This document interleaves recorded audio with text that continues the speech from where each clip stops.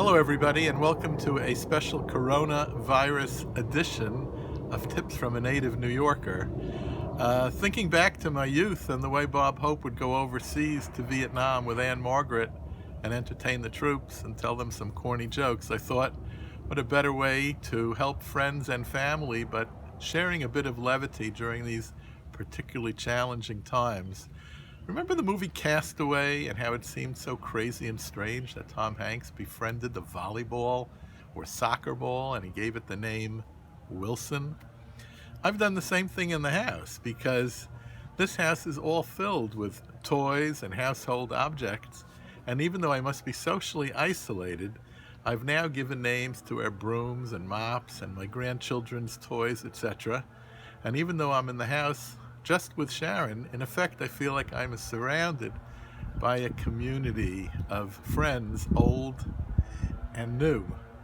Remember the old show Gilligan's Island? It seemed like a very hard-to-believe scenario that they'd go on this ride out for a few-hour tour, and suddenly they'd have enough provisions and clothing to spend the next year. So I feel very rich compared to them because I have all of my household belongings in the house, and as long as I don't need to venture out to the supermarket to buy a piece of chicken, I'm perfectly okay. And hopefully the professor will come along and offer me some very cool ways to create a chicken or raise chickens in my backyard.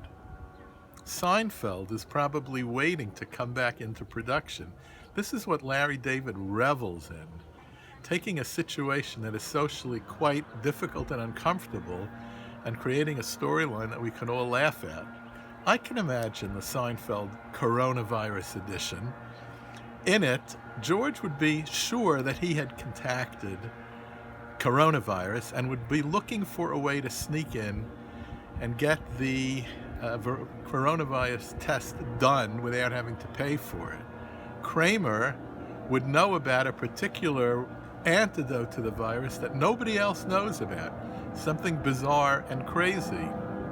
And Jerry would have gone out with a particularly beautiful young model only to discover that she has coronavirus. And as a result, he would have to stay in the apartment with her for the next 2 weeks and enjoy her company without any outside intrusions or distractions.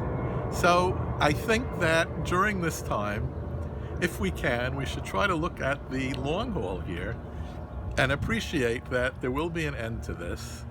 And hopefully when your children or grandchildren go back to school, they will be asked to write a composition called How I Spent My Time at Home During the Coronavirus. Why don't we all make sure to give them something really wonderful and great to write about. Let's all stay happy and healthy and safe and enjoy the solitude. That's what they did at Walden's Pond. Have a good day, everybody.